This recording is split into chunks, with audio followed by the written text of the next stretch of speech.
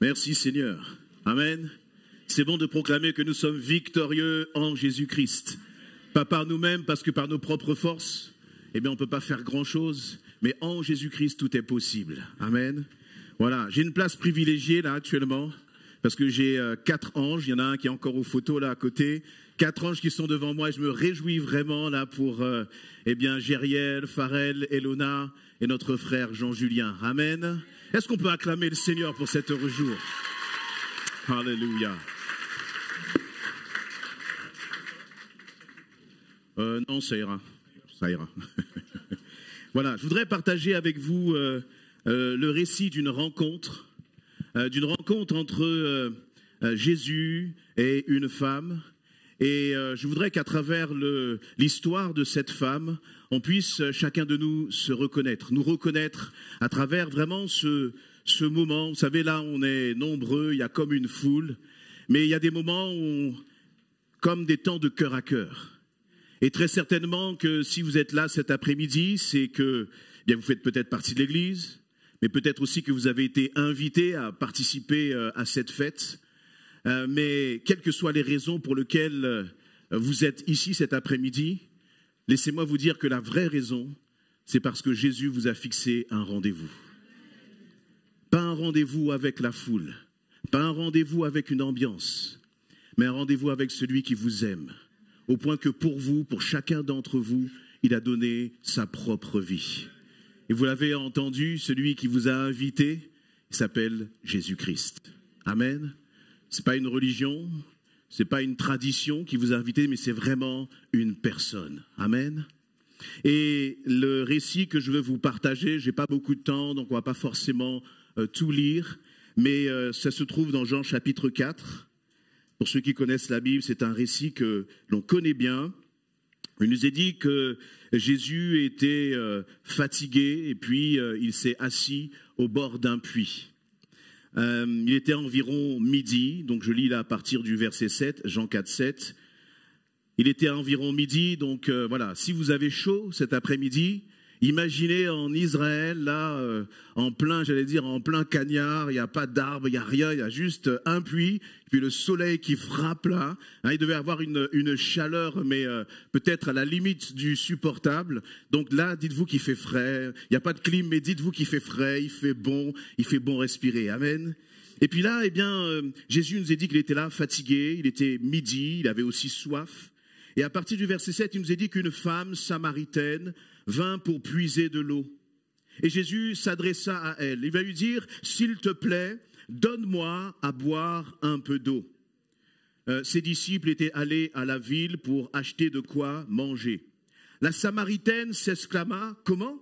Tu es juif et tu me demandes à boire, toi, à moi qui suis samaritaine. » Les Juifs, en effet, évitaient à cette époque d'avoir toute relation avec les Samaritains.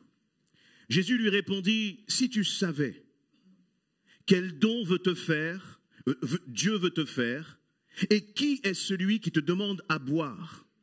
C'est toi qui lui aurais demandé à boire, et il t'aurait donné de l'eau vive. » J'aimerais relire cette phrase de Jésus. Jésus va dire à cette femme, « Si tu savais ». Et je crois que Jésus est en train de te dire là aussi, cet après-midi, « Si tu savais ». Celui de qui nous sommes en train de te parler. Il va lui dire, si tu savais quel don Dieu veut te faire, et si tu savais qui est celui qui te demande à boire, c'est toi qui lui aurais demandé à boire et il t'aurait donné de l'eau vive. Amen. On parle de Jésus. Je pense que Jésus, ça va être l'un des noms le plus connus dans le monde entier. Chacun a sa propre conception de Jésus. Chacun a sa propre définition. La religion a même tordu vraiment le sens même de la venue de Jésus-Christ. Et cette femme samaritaine, on voit que, elle avait des idées préconçues. Elle avait des idées préconçues.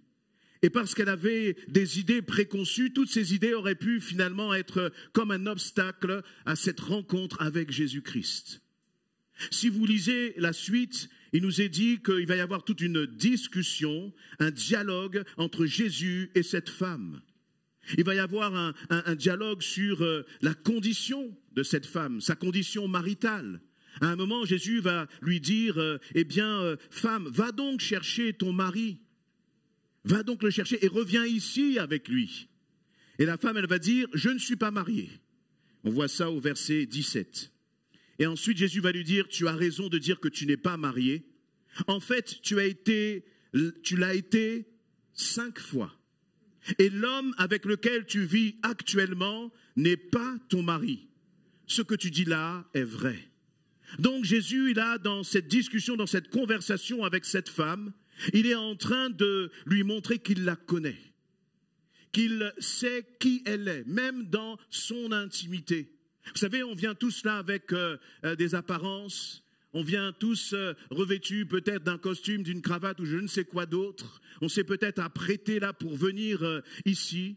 Mais ce qui compte pour Jésus, c'est ce qu'il y a au fond de nos cœurs. Et laisse-moi te dire que lorsque Jésus t'invite et t'envoie cette invitation, il ne s'attend pas à voir des personnes qui sont parfaites. Il ne s'attend pas à voir des personnes qui ont même une sorte d'intégrité dans leur cœur. Dieu ne s'attend pas à voir des personnes qui sont dignes d'être dans cette intimité avec lui. Lorsque Jésus est venu me chercher là où j'étais un homme qui était perdu. J'étais un homme qui était rebelle. J'étais un homme qui était pécheur. Mais ma condition n'était pas une condition pour être en tête-à-tête avec Dieu. Quel que soit ce que tu vis, quel que soit qui tu es à l'intérieur, Jésus dit, je t'invite à avoir cet entretien, ce dialogue, cette conversation, cette discussion avec moi. Vous savez, il nous est dit que cette femme-là, elle était là, elle est puisée de l'eau le midi. Et on sait bien qu'en général, tous ceux qui sont dans les pays chauds, là, c'est pas le midi qu'on va faire les activités physiques les plus difficiles. On fait ça là très tôt, au petit matin, ou à la rigueur très tard le soir, mais certainement pas le midi. Mais très certainement que cette femme, eh bien, à cause peut-être de son mode de vie, vous imaginez une femme qui a été mariée 5 fois. Non seulement elle a été mariée 5 fois, mais elle est encore avec un homme là en concubinage. On n'est pas en 2025. Vous voyez, quand c'est écrit là, on n'est pas à notre époque où les mœurs sont totalement différentes, pas toujours pour le meilleur. On est là 2000 ans, il y a 2000 ans de cela. Et très certainement, cette femme, à cause de sa façon de vivre, elle devrait être pointée du doigt par les autres. Et puis elle-même peut-être aussi se regarder en se disant, mais ma vie est un total échec. Derrière chacun de ces mariages, combien il y a eu de tristesse, de blessures, de trahison. Peut-être qu'il y en a aussi au milieu de nous, et bien vous êtes en couple, vous êtes mariés, mais même dans votre maison, là, dans votre propre maison, vous êtes en train de vous dire, mais comment est-ce que je vais pouvoir m'en sortir? Peut-être que vous êtes en train, lorsque vous faites un peu le constat, de vous dire, mais c'est pas pour ça que j'avais signé, moi. J'avais signé pour être un homme, une femme heureuse, avec l'idée très certainement de fonder une famille, de pouvoir avancer main dans la main avec celui pour lequel un jour j'ai dit jusqu'à la mort. Et je crois que ce qui est important, c'est que Jésus, encore une fois, n'a pas jugé cette femme. Il lui a simplement dit, eh bien, tu as eu 5 maris et l'homme avec qui tu es là, ce n'est pas ton mari. Jésus voulait simplement comme dire à cette femme, je te connais. Avec moi, tu n'as pas besoin d'être dans les apparences. Et cette femme, elle a été interpellée, donc elle a pensé mais que cet homme, ce n'était pas forcément le Messie, mais s'est dit, ça doit être un prophète. Et puis après, dans la conversation, elle va commencer à rentrer dans, une discussion presque doctrinale, théologique, en demandant à Jésus, mais où est-ce qu'il faut adorer? Finalement, tout un tas de discussions qui n'intéressent pas Jésus. Ce qui intéresse Jésus, c'est au fond de notre cœur. Ce qui intéresse Jésus, c'est toi personnellement. Et Jésus a commencé à discuter avec cette femme. Mais ce qui m'intéresse là, c'est finalement ce verset 11 que je vous ai lu, ce verset 10 que je vous ai lu tout à l'heure. Vous voyez, il redit, si tu savais quel don Dieu veut te faire, et qui est celui qui te demande à boire, c'est toi qui lui aurais demandé à boire et il t'aurait donné de l'eau vive. Vous savez, il y a tellement d'obstacles à ce que nous puissions nous connecter à Jésus-Christ. On a parfois notre propre vie, nos propres échecs, nos propres mauvaises décisions. On prend des décisions et puis ensuite on se dit, mais à cause de cela, je suis dans l'échec. Et puis on se dit, je ne vaux rien à cause justement de ces mauvaises décisions que j'ai pu prendre. Parfois, on a même des croyances, des fausses croyances. On se dit, mais moi, j'ai grandi avec telle religion, j'ai grandi avec telle tradition, et voilà ce que ma religion m'a appris. Ou d'autres vont dire, eh bien, pour moi, Dieu n'existe pas. Ou même encore, vous savez, comme on a peur de se confronter à certaines réalités, on va dire, mais oui, il y a très certainement un Dieu, il y a très certainement une puissance qui existe. Mais ce que Jésus veut te dire là, c'est que tant que tu ne m'auras pas rencontré, tu seras un peu comme cette femme avec ce vide dans ta vie. 5 hommes, 5 mariages, la recherche de l'amour. Rien n'a pu combler le cœur de cette femme. Et j'imagine l'état d'esprit dans lequel elle devait être, finalement. J'imagine peut-être dans son cœur combien elle devait se sentir peut-être un peu moins que rien. Vous savez, je suis un homme heureux. Et si on regarde ma vie de l'extérieur, on pourrait dire, oui, mais c'est normal que tu es heureux. Tu es heureux dans ton mariage, tu es heureux avec tes enfants, tu as un bon travail, tu as une maison, etc. Mais vous savez, pas plus tard qu'hier, je réalisais que la seule chose qui me rend heureux, c'est vraiment Jésus-Christ. Et que tout le reste, là, eh bien, c'est une grâce, c'est une bénédiction. Mais vous savez, c'est comme on dit, c'est un peu la cerise sur le gâteau. Mais s'il n'y a pas Jésus, là, tout cela, ça ne vaut pas grand-chose. Ça ne vaut pas grand-chose. Et moi qui suis là en train de vous parler sur cette estrade, je me sentais tout au long de cette semaine un peu comme, j'allais dire, comme un moins que rien. C'est bizarre, hein? J'ai rencontré Jésus, j'ai donné ma vie à Jésus-Christ il y a des années et des années de cela. Mais ce que je remarque, c'est qu'à chaque fois que je néglige ma rencontre avec Jésus-Christ dans mon quotidien, alors il y a comme un vide là qui revient en moi. Il y a comme quelque chose qui me dit, mais sans toi, Seigneur, je ne peux rien faire. Sans toi, Seigneur, je me sens tellement vide. Sans toi, Seigneur, quand je regarde tout ce qui est autour de moi, je me dis, mais ça n'a pas de sens. Manger, boire, dormir et mourir. Est-ce que c'est vraiment pour cela? Merci, ça brille. Est-ce que c'est vraiment pour cela que nous vivons? Vous savez, il y a vraiment des rencontres qui font la différence. Et moi, j'ai grandi dans l'église. Et puis, je dois dire, je pense que j'ai toujours aimé Dieu. J'ai entendu parler de Dieu depuis que je suis tout petit. J'ai toujours aimé le servir. Je me suis jamais questionné sur l'existence de Dieu. Et je pense que ce n'est pas très compliqué si on est honnête, d'ouvrir les yeux, de regarder ce qui se passe autour de nous. Regardez comment un monde sans Dieu, où est-ce que cela nous mène. L'homme est intelligent. On est capable d'envoyer des fusées là sur la Lune. Maintenant, on a de l'intelligence artificielle. On est capable de faire des choses extraordinaires. Et en même temps, on est capable d'appuyer sur un bouton pour que tout cela se termine en un instant. À chaque fois que vous allumez la télé, vous regardez l'actualité, vous demandez, mais quand est-ce que tout cela va s'arrêter? Quand il y a un continent qui est calme, le feu pète sur un autre continent. Et puis à peine ça arrive là, ça commence sur un autre. Et puis on en parlait là vendredi dans notre temps de prière. Non seulement on voit les grands de ce monde qui mettent le feu partout, mais dans nos propres vies, dans nos propres maisons, parfois aussi. Nous-mêmes, nous sommes prompts à mettre le feu. À travers notre attitude, nos réactions, peut-être nos colères. Et tout cela nous montre que, eh bien, par nous-mêmes, on ne peut rien faire de bon. On ne peut rien faire de bon.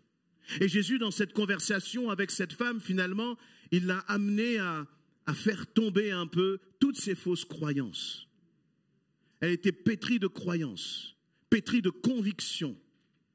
Mais ce qui est sûr, c'est que lorsqu'à un moment, elle a commencé à écouter Jésus, elle a commencé à ouvrir un tout petit peu son cœur. Alors elle a été touchée vraiment par le message de Jésus-Christ. Et elle a reçu ce don. Parce que dès le début de la conversation, comme j'ai dit tout à l'heure, Jésus va lui dire, mais si tu savais quel don Dieu veut te faire. Et moi, je trouve ça juste extraordinaire. Que pour quelqu'un comme moi qui ne vaut pas grand-chose, Dieu me regarde et dit, Eddie, j'ai un don pour toi. Et laisse-moi te dire que ce don que Dieu a pour moi, il l'a aussi pour toi.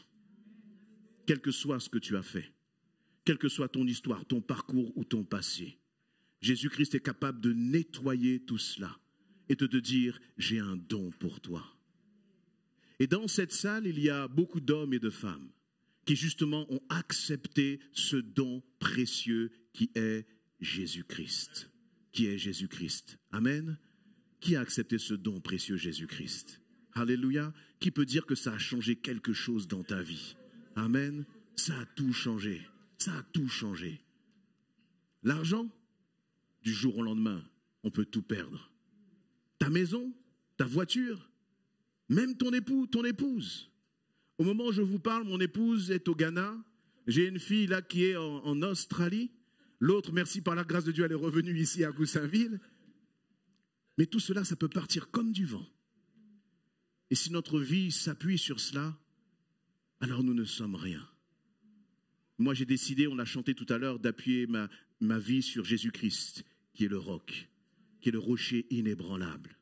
Vous savez, quand je sens que je suis un peu comme minable à l'intérieur, bien justement, il y a ce Jésus-là qui vient près de moi, près du puits, puis il s'assit près de moi.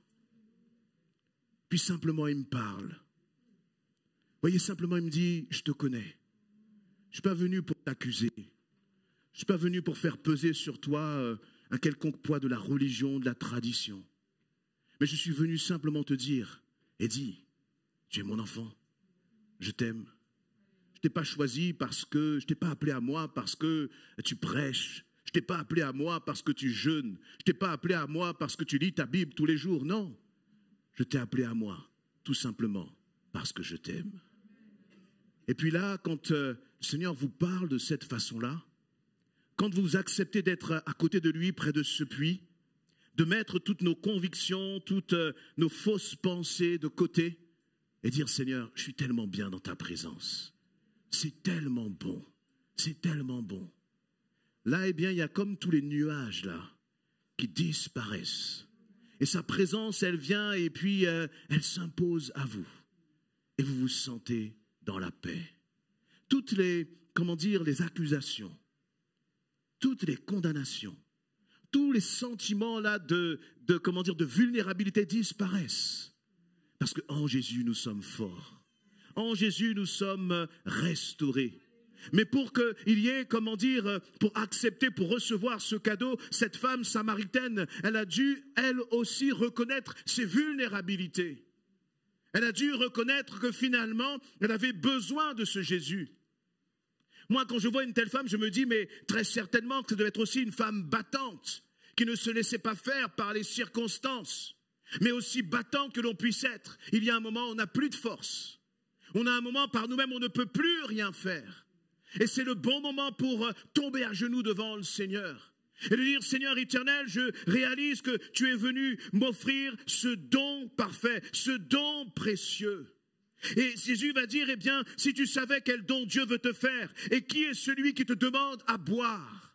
Cette femme, elle voyait un homme finalement avec peut-être une tunique de l'époque, avec des pieds sales, en plus il était fatigué, donc pas forcément dans un bon état. Vous voyez, c'est pas les hommes ou les femmes comme nous, on est là avec des filtres et des apparences. Elle voyait un homme avec une apparence physique, tout ce qu'il y a de plus normal. Et toi tu te dis, mais est-ce que ce Jésus c'est une religion? Est-ce que c'est une tradition? Non, c'est quelqu'un qui peut changer ta vie. C'est celui qui a dit, je suis le chemin, la vérité et la vie. Et il n'y a personne d'autre qui peut changer ta vie si ce n'est Jésus-Christ. Est-ce que tu peux un instant, une seconde, mettre toutes tes résistances de côté? Est-ce qu'un instant, une seconde, tu peux avouer justement que tu es trop faible? Que tu peux avouer un instant que si tu meurs aujourd'hui, tu n'as aucune certitude de là où tu iras? Laisse-moi te dire que si je meurs aujourd'hui, maintenant, à l'instant même, mon nom est déjà inscrit dans le livre de vie. La mort, pour moi, je n'ai pas peur de la mort. La mort, pour moi, c'est une grâce. Pourquoi? Parce qu'en mourant aujourd'hui, je vais à la rencontre de mon Jésus-Christ. Je vais à la rencontre de celui qui a payé pour moi, de celui qui a effacé tous mes péchés, mes mensonges, mes colères, mes insuffisances. Il a payé tout cela à la croix pour moi. Il l'a fait pour cette femme et il l'a fait pour toi. Mais c'est comme tout cadeau. Si tu n'acceptes pas ce cadeau pour toi, tu peux repartir de ce lieu tel que tu es, sans que rien ne change dans ta vie. Après cette discussion avec cette femme, il nous est dit au verset 26, Jésus va se dévoiler, il va dire « Je suis le Messie ». Moi qui te parle, lui dit Jésus. Sur ces entrefaites, les disciples revinrent, ils furent très étonnés. Je saute au verset 28, alors la femme laissa là sa cruche. Elle se rendit à la ville. Et la voilà qui se mit à dire autour d'elle, venez voir un homme qui m'a dit tout ce que j'ai fait. Et si c'était le Messie? Et les gens de son village sont sortis pour se rendre auprès de Jésus. Cette femme était venue pour une certaine raison auprès de ce puits pour venir chercher de l'eau. Quand elle a rencontré Jésus-Christ, elle est repartie en courant. Elle a laissé sa cruche parce que là, elle avait rencontré celui qui était capable de déverser en elle une source d'eau vive. Laisse-moi te dire qu'aujourd'hui, maintenant, ta vie, elle peut changer. Aujourd'hui, maintenant, ta vie peut être complètement transformée. Jésus, vous voyez, il n'a jamais fait de reproche à cette femme. Jésus ne lui a même pas dit, il faut que tu changes, etc. Parce qu'il savait que dès le moment où il était dans la vie de cette femme allait changer. Sa vie allait être transformée. Et c'est ce que nos jeunes l'avons témoigné cet après-midi. De leur parcours de vie, dont la façon dont justement un jour ils étaient près d'un puits et Jésus est venu, il leur a parlé personnellement. Et ça a changé leur vie. Mais nos jeunes là auraient pu boucher leurs oreilles. Ils auraient pu dire, écoute Jésus, ça ne m'intéresse pas. Ou ça m'intéresse mais ça ne change rien. Jésus vient lorsqu'il te parle, c'est vraiment pour que tu te positionnes. Pour que tu prennes une décision. Vous savez, il y a quelque chose qui change là maintenant et qui sera totalement différent pour vous. C'est que vous ne pourrez plus dire à partir de ce moment que vous n'avez pas entendu parler de Jésus-Christ. Vous ne pourrez plus dire que Jésus-Christ ne s'est pas assis près de vous au bord du puits et vous a appelé à lui. Parce que la réalité, c'est qu'un jour, Jésus-Christ va revenir.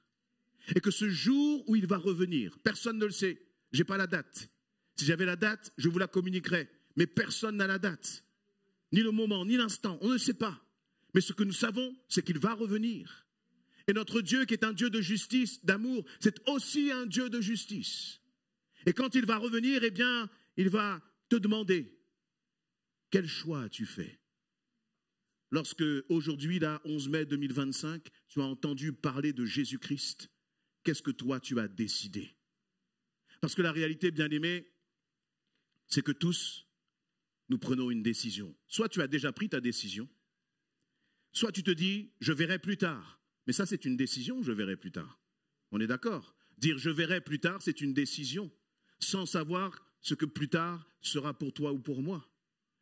Et tu peux dire aussi non. Et vraiment, je crois que Jésus veut te dire ce don merveilleux. C'est ma propre vie que j'ai donnée pour toi.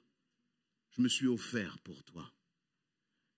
Ne te sens pas sale.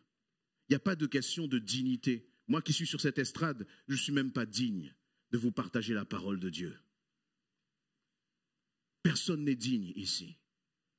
Mais au contraire, c'est lui qui nous redonne de la dignité. C'est lui qui, justement, nous permet de dire, eh bien, c'est vrai, tu avais un passé, mais moi je te donne une vie nouvelle à travers moi. Ça ne va pas être un chemin facile. Ça ne veut pas dire qu'il n'y aura pas des difficultés, des combats, des obstacles, mais dans tout cela, lorsque, eh bien, moi je serai toujours là, à tes côtés. Plus jamais à ce puits, tu ne seras seul, mais je serai toujours avec toi. Amen. Je propose qu'on puisse incliner nos têtes, si vous le voulez bien, et qu'on puisse prier ensemble. Peut-être qu'il y en a parmi nous, et c'est pour ça que je disais, moi, cette rencontre, j'en ai presque besoin tous les jours. J'ai tous les jours besoin de Jésus dans ma vie. À chaque fois que je le néglige un peu, à chaque fois que, eh bien, je le mets un peu de côté, alors je sens que la source de joie et de paix qui est en moi est en train de tarir. Et j'ai besoin de revenir à ses pieds. J'ai besoin de revenir à lui. Vous savez, la relation avec Jésus, ce n'est pas une question de religion, comme je disais tout à l'heure, mais c'est une histoire d'amour. Une histoire d'amour avec celui qui m'a aimé le premier. Alléluia. Je voudrais qu'on puisse prier ensemble. Nous qui avons déjà donné notre vie à Christ, est-ce qu'on peut le remercier ensemble? Nous qui ne méritions rien, c'est lui qui est venu nous chercher là où nous étions. Nous étions complètement perdus. Nous étions pleins de certitudes, mais des certitudes qui finalement ne nous menaient nulle part. Et lui est venu, il a donné un sens à notre existence. Jésus-Christ a donné un sens à ma vie. Et maintenant, je peux dire que je suis un homme heureux parce que j'ai Jésus-Christ. Amen. Je propose qu'on puisse prier ensemble et pour le remercier de ce cadeau que nous avons accepté dans nos vies. Et pendant que nous sommes en train de prier là, peut-être que toi aussi, tu veux répondre à cette invitation, à cette rencontre que te fait Jésus-Christ, où il est en train de te dire, mais je connais ton cœur. Comme cette femme samaritaine, je connais ta vie. Je sais ce que tu vis, je sais ce que tu traverses. Je connais le vide qu'il y a en toi. Je connais tes espoirs, je connais tes rêves. Mais le seul qui peut faire la différence dans ta vie, c'est moi, te dit Jésus-Christ. Est-ce que tu veux m'accepter?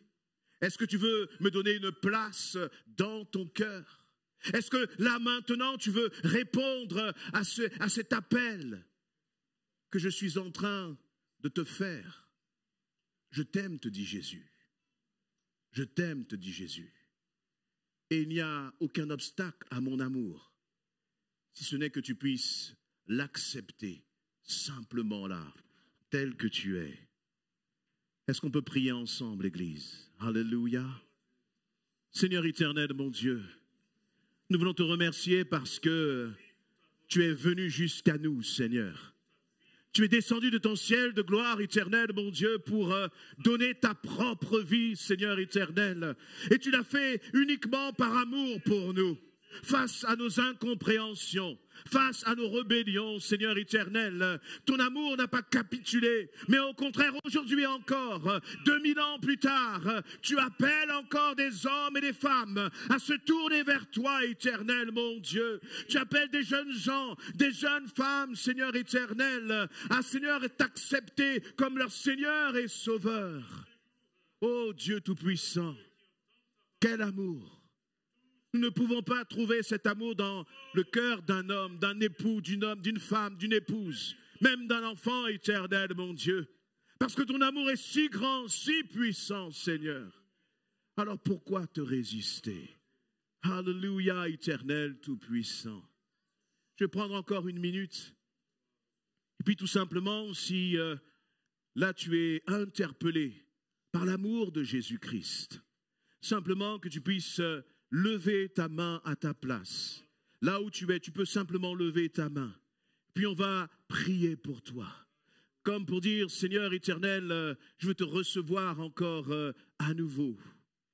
Il y a aussi, quand je pensais à cette femme, comme je disais tout à l'heure, peut-être que parfois on a déjà donné notre vie à Jésus-Christ, puis on s'est un peu éloigné de lui, on a un peu rétrogradé. Et puis on se sent sale justement parce que l'on a rétrogradé. Et on a besoin de dire, Seigneur, eh bien, je me sens comme cette femme. Mais je reconnais que j'ai besoin de toi. Dans ma vulnérabilité éternelle, mon Dieu, je veux revenir à toi. Je veux, Seigneur, te redonner encore toute la place dans ma vie éternelle, mon Dieu. Cette femme, elle est repartie dans sa ville. Mais c'était une autre femme, une femme complètement changée et transformée. Et là, tu peux décider toi aussi de repartir, mais en étant une femme nouvelle, en étant un homme nouveau, en faisant cette chose si simple, c'est de dire, Seigneur Jésus, je te reçois dans ma vie. Je te reçois dans ma vie, Seigneur, mon Dieu, mon roi. Alléluia, éternel. Ô Seigneur, Dieu Tout-Puissant. Seigneur éternel, mon Dieu, merci encore pour ta grâce. Merci, Seigneur éternel, pour ton amour infini. Tu dis dans ta parole que tu reviens bientôt, éternel Seigneur. Et seuls ceux qui croient et qui sont baptisés seront sauvés, Éternel, mon Dieu. Il n'y a de salut en aucun autre, Éternel. Il n'y a pas de salut en dehors de Jésus-Christ. Il n'y a pas de religion qui puisse sauver. Il n'y a pas, Seigneur éternel, mon Dieu, de croyance qui puisse sauver, si ce n'est la personne de Jésus-Christ. Seigneur éternel, que ta grâce puisse encore toucher les cœurs là maintenant, Dieu Tout-Puissant. Seigneur éternel, mon Dieu, tu vois là ceux qui se donnent à toi, éternel, mon Dieu, mon roi. Que par ta grâce, tu puisses descendre dans leur vie, Seigneur éternel. Merci parce que tu balayes, Seigneur éternel, mon Dieu, leur tristesse, leur crainte et leur peur. Et tu prends place dans les cœurs maintenant, dans le nom précieux de Jésus-Christ. Dieu te voit. Pour toi, il a payé le prix. Alléluia, Seigneur éternel, mon Dieu, mon roi. Amen, Seigneur. Amen. Alléluia. On peut acclamer notre Dieu. Alléluia, Seigneur.